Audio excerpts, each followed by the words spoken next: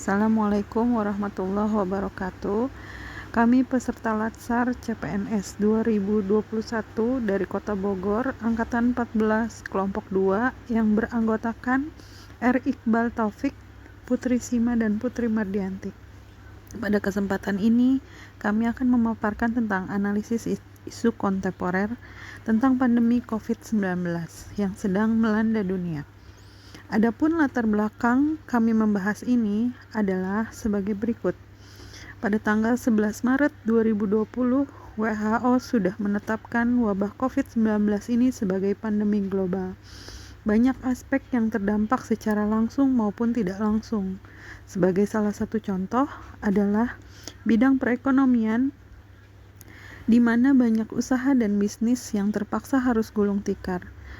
Dan pada bidang pendidikan, kegiatan belajar mengajar terpaksa harus dihentikan. Semua itu disebabkan oleh kebijakan-kebijakan yang dibuat untuk mengatasi penyebaran COVID-19.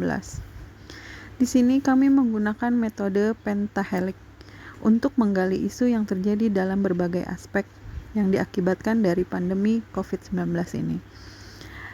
Yang pertama, pada aspek pemerintahan, tentu saja ada upaya untuk mengurangi penyebaran COVID-19 ini, di mana pemerintah salah satunya memberlakukan PPKM yang pada saat awal diberlakukan menuai pro dan kontra. Tapi seiring berjalannya waktu bisa diberlakukan secara fleksibel. Dari aspek akademis, di mana kaum akademisi segera mengembangkan dan meneliti obat-obatan dan vaksin untuk penanggulangan COVID-19. Dan aspek masyarakat tentang keikutsertaan penanggulangan COVID-19 ini bisa dicerminkan melalui kepatuhan terhadap protokol kesehatan. Dan untuk aspek yang keempat adalah media. Fungsi dari media adalah menjadi sumber informasi perkembangan isu yang terkait dengan COVID-19. Media juga bisa menjadi alat tolak ukur informasi yang paling mudah didapat oleh masyarakat umum. Jadi, media sangat bisa membentuk opini atas pandemi yang terjadi pada saat ini.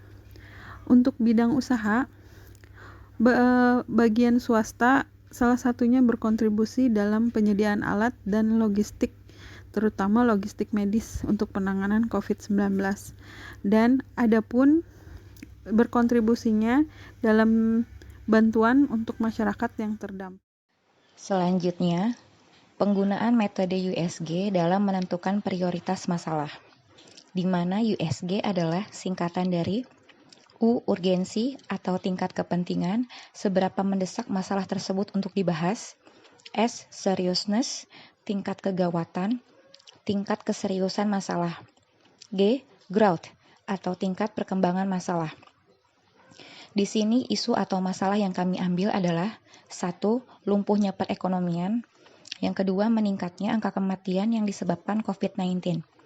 Yang ketiga, hambatan bagi proses belajar mengajar. Yang keempat, vaksinasi sebagai langkah tepat untuk mengendalikan COVID-19. Dari data yang kami dapat, total tertinggi dari perhitungan tersebut adalah lumpuhnya perekonomian. Kemudian, menentukan penyebab dari lumpuhnya perekonomian dengan metode Fishbone. Metode Fishbone itu sendiri adalah pendekatan terstruktur untuk dilakukan analisis lebih terperinci dalam menentukan penyebab-penyebab suatu masalah. Dari segi material, penyebab lumpuhnya perekonomian yaitu harga barang melonjak, permintaan tinggi, barang susah dicari. Dari segi metode, jumlah pengunjung dibatasi, panic buying, penimbunan barang. Dari segi mesin, pengiriman barang terhambat, perlu hasil swab, perlu sertifikat vaksin. Dari segi men, terjadi PHK massal, pendapatan menurun, daya beli masyarakat menurun. Alternatif pemecahan masalah selanjutnya adalah dengan metode analisis SWOT. Analisis SWOT adalah suatu metode analisis yang digunakan untuk menentukan dan mengevaluasi, mengklarifikasi, dan memvalidasi perencanaan yang telah disusun sesuai dengan tujuan yang ingin dicapai. SWOT sendiri adalah singkatan dari strength atau kekuatan, weakness atau kelemahan, opportunities atau peluang, dan threats atau ancaman. Dalam pembahasan isu COVID-19 ini, poin-poin yang kita rumuskan dalam strength yaitu: pertama, pemerintah mengalokasikan dana bantuan langsung tunai atau BLT, pemerintah memberikan stimulus kepada UMKM, masyarakat, dan yang terakhir adalah masyarakat yang saling tolong-menolong dalam pemenuhan kebutuhan. Hal ini menjadi contoh bahwa Indonesia adalah bangsa yang kuat dalam hal solidaritas, meskipun dalam segala kekurangan. Lalu dari sisi weakness, banyak pengusaha yang gulung tikar. Hal ini terjadi karena tidak kuat menanggung defisit keuangan yang terjadi, yang mengakibatkan PHK terjadi di mana-mana.